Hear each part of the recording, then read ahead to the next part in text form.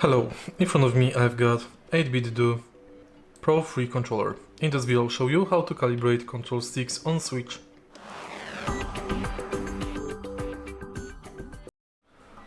In the beginning, let's go to System Settings on your Nintendo Switch, and next go to Controllers and Sensors.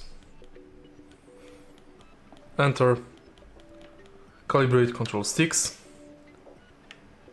and now press tilt and hold the stick you would like to calibrate. Select X, calibrate, and now push the sticks toward triangle and release.